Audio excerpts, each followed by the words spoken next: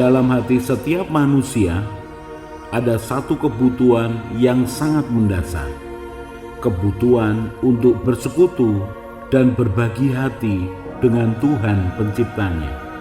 Dan kebutuhan dasar itu hanya bisa dipenuhi ketika kita bertemu dengan Tuhan secara pribadi.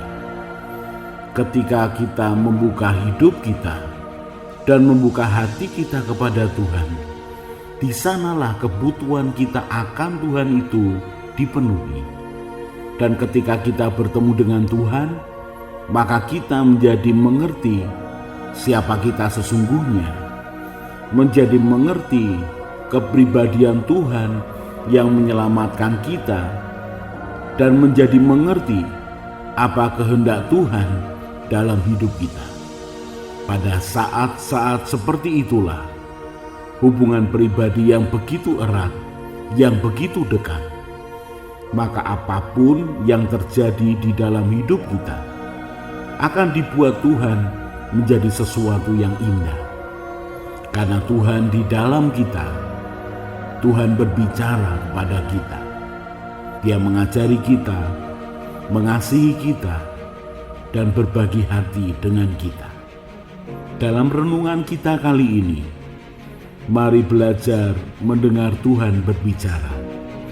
Izinkan firman Tuhan dan Tuhan Roh Kudus mengajari, menasehati, menegur, dan menguatkan kita.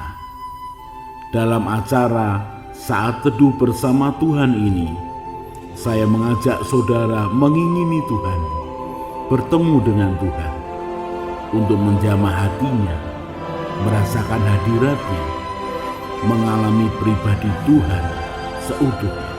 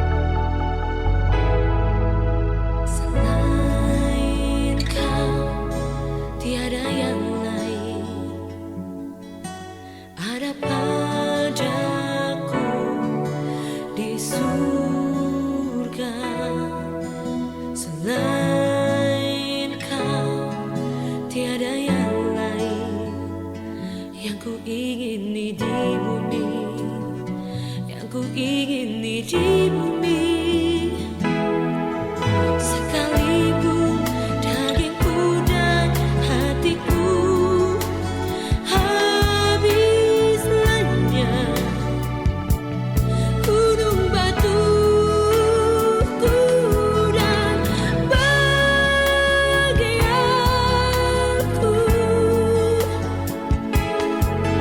tetaplah Allah selama-lamanya.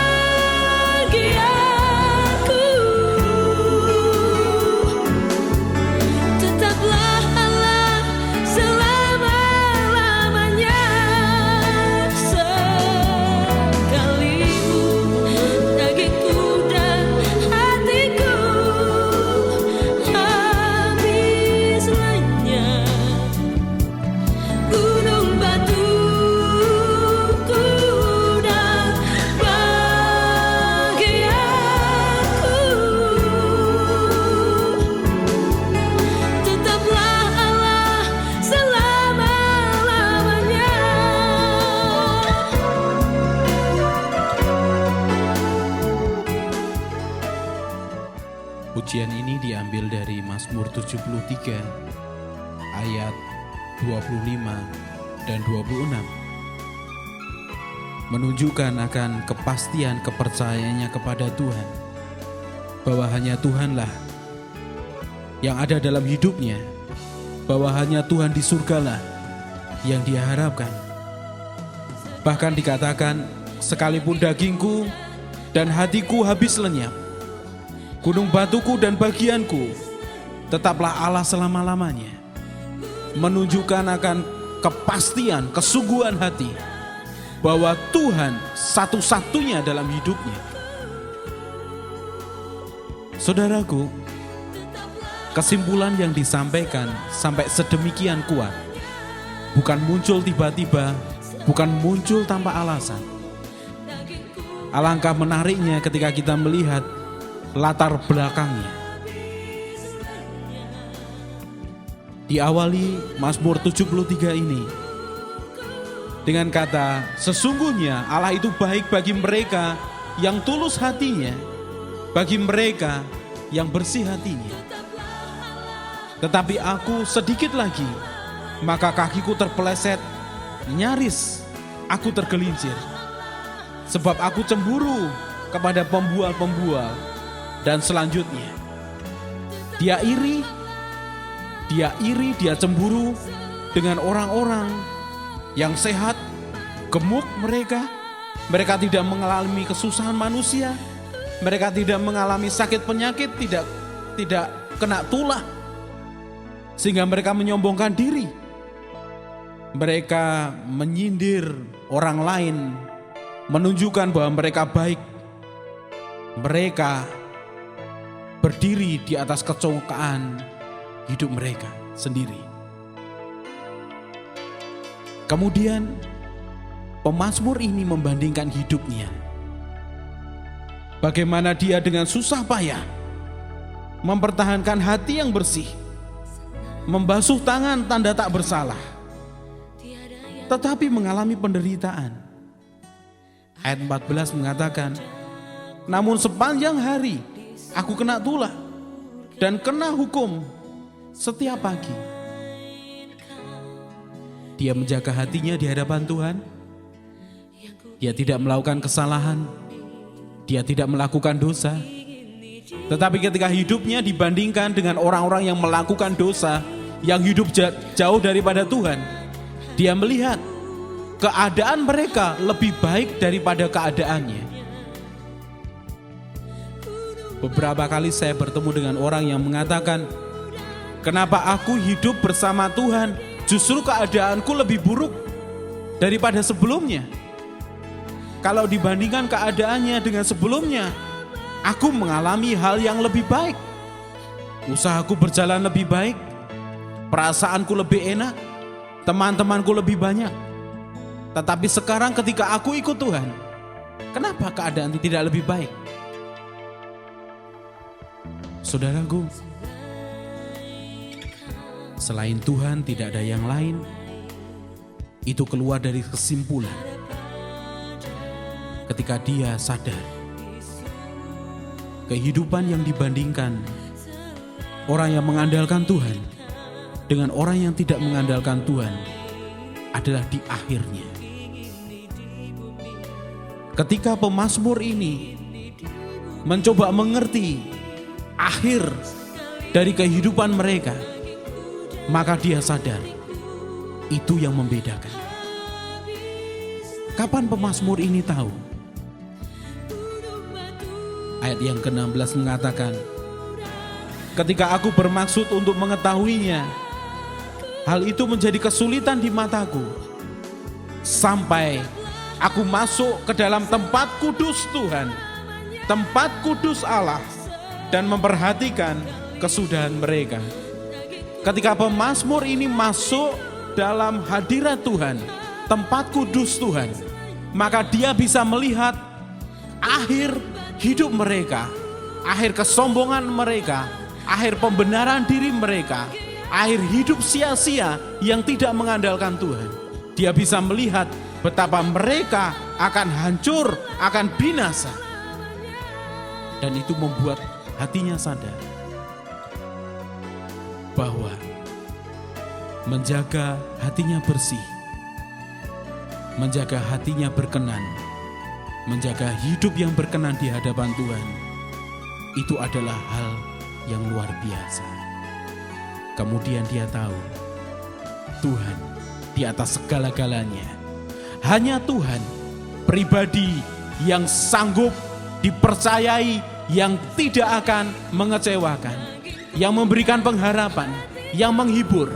Untuk sementara sepertinya penderitaan itu menekan, tetapi sesungguhnya pelepasan, penghiburan, pengharapan, kehidupan menjadi bagian kita.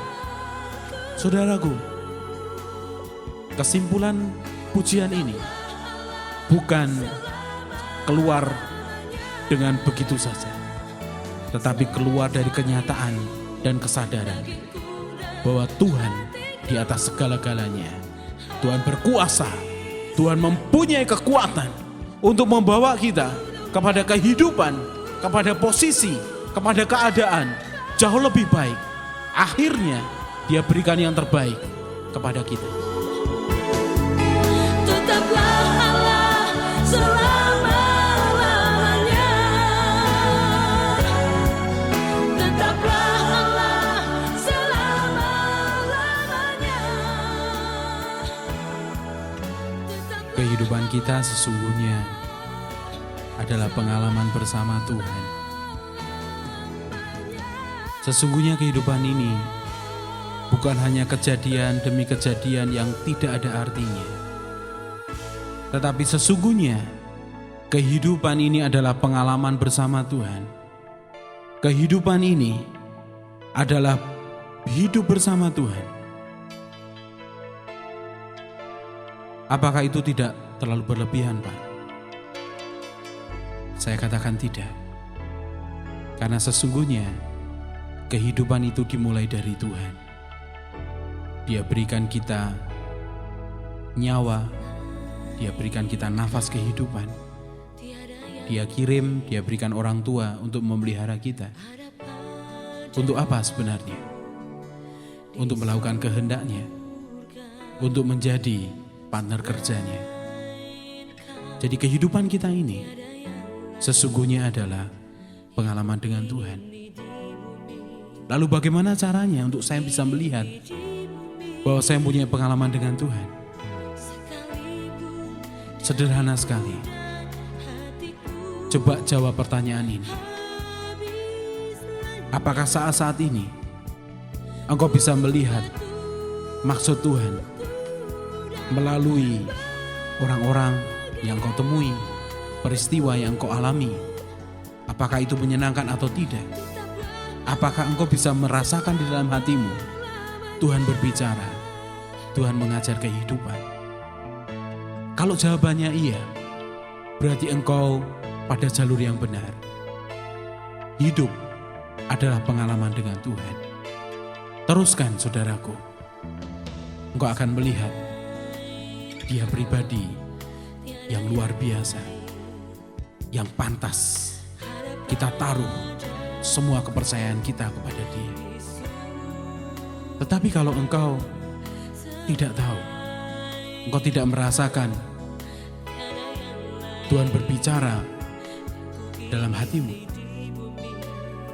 jangan-jangan engkau sudah jauh daripadanya. Jangan-jangan engkau sudah membelakangi Tuhan dan melakukan kehidupanmu sesuai dengan kehendak-Mu sendiri. Hidup ini akan berarti ketika kita mengerti kehendak Pencipta kita. Hidup ini akan berarti ketika bukti demi bukti bahwa Tuhan itu ada, dan Tuhan hidup, dan Tuhan berbicara, dan Tuhan memegang kita, dan Tuhan menopang kita. Itu akan menguatkan hati kita. Hidup ini kalau disertai dengan bukti-bukti pertolongan Tuhan dan campur tangan Tuhan, maka kehidupan ini bisa begitu menggairahkan, begitu bersemangatnya kita. Mengapa?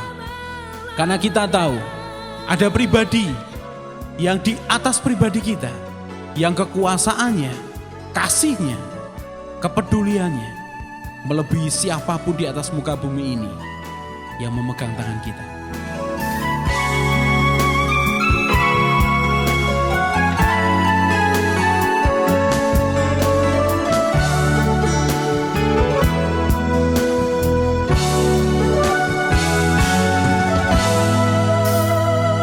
Sekalipun dagingku dan hatiku habis lenyap, gunung batuku dan bahagiaku,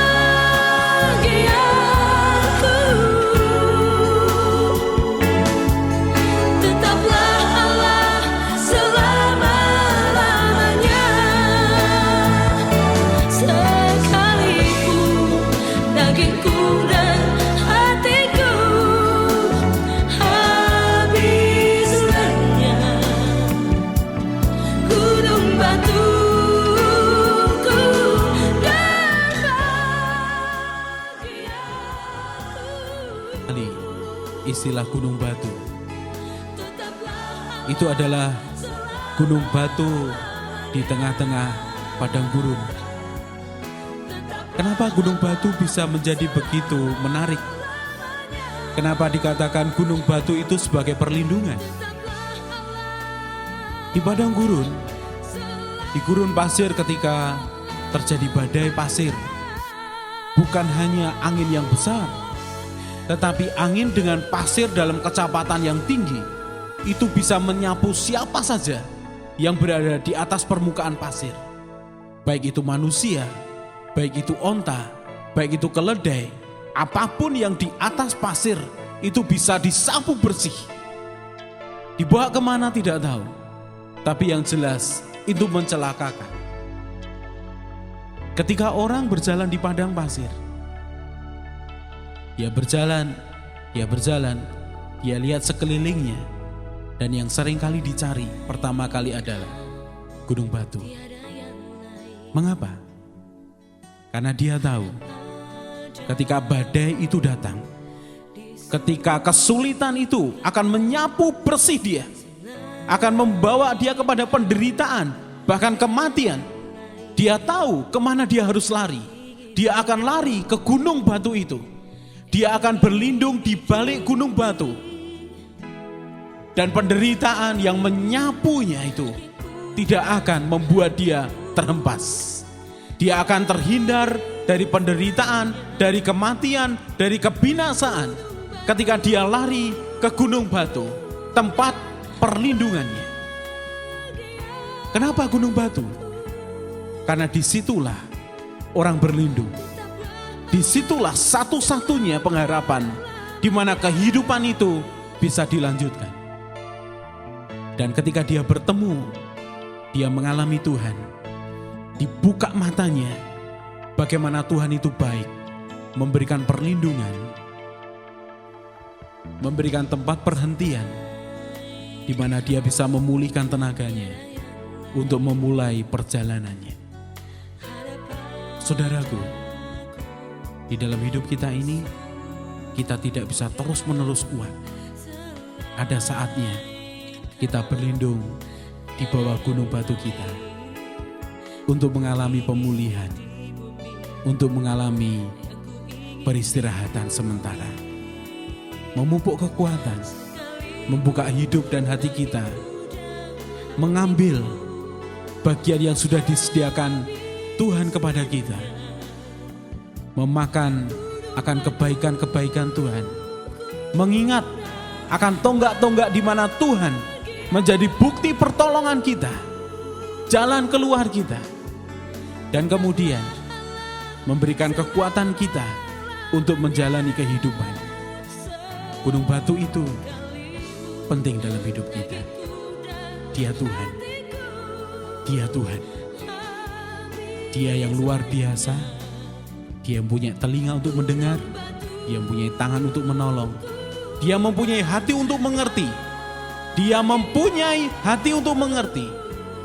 Dan dia mempunyai pertolongan untuk diberikan kepada kita. dan Dia memiliki pengajaran untuk membuat kita mengerti akan kehendak-Nya.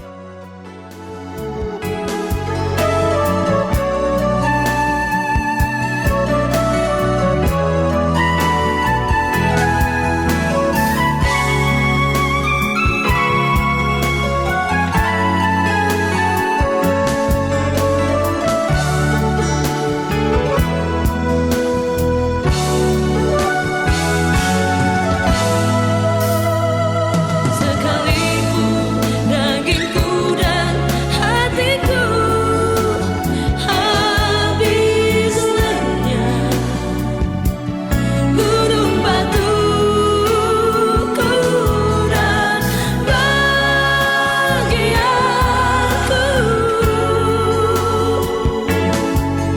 tetaplah Allah selama-lamanya. Sekalipun dagingku dan hatiku habis lenyap, gunung batuku dan bagianku, tetaplah Allah. Pertemuan dengan Tuhan membuat mata kita bisa melihat kebinasaan yang datang, kejahatan yang membawa kita kepada kehancuran. Di dalam Kejadian 3, ketika manusia jatuh dalam dosa, kemudian Tuhan mencari manusia. Apa yang dihasilkan ketika manusia bertemu dengan Tuhan? Dia tahu ada jalan keluar dari permasalahannya. Dia tahu ada satu pribadi yang memberikan hukum, memberikan jalan keluar atas dosa yang dia sudah buat. Suatu kali nanti dia akan datang sebagai manusia untuk menebus, menjadi korban tebusan, menjadi korban keselamatan untuk manusia. Ketika manusia bertemu dengan Tuhan, di situ ada jalan keluar. Di situ matanya dicelikkan bahwa Tuhan itu segala-galanya di dalam hidupnya. Beberapa kali dalam hidup kita merasakan sepertinya tidak ada kekuatan lagi. Sepertinya tidak ada pengharapan lagi. Sepertinya pintu sudah tertutup. Itu saatnya kita bertemu Tuhan. Itu saatnya kita menjamah hadirat-Nya. Hadapkan hatimu, hadapkan hidupmu kepada Tuhan. Dan berdoa, Bapa, tarik aku kembali. Bapa, bawa aku untuk mengerti akan semua yang aku alami ini mendatangkan hal yang baik untuk hidupku. Bapa di surga, sekarang ini buat aku melihat gunung batu itu di dalam hidupku. Buat aku melihat gunung batu itu di dalam hidupku, yaitu Engkau sendiri, supaya aku bisa lari ke sana, berlindung, dan mendapatkan kesegaran baru, semangat yang baru. Tuhan, aku datang saat ini. Tiada yang lain yang ku ingini di bumi, yang ku ingini di bumi. Sekalipun dagingku dan hatiku habis lenyap, gunung batuku dan bagianku,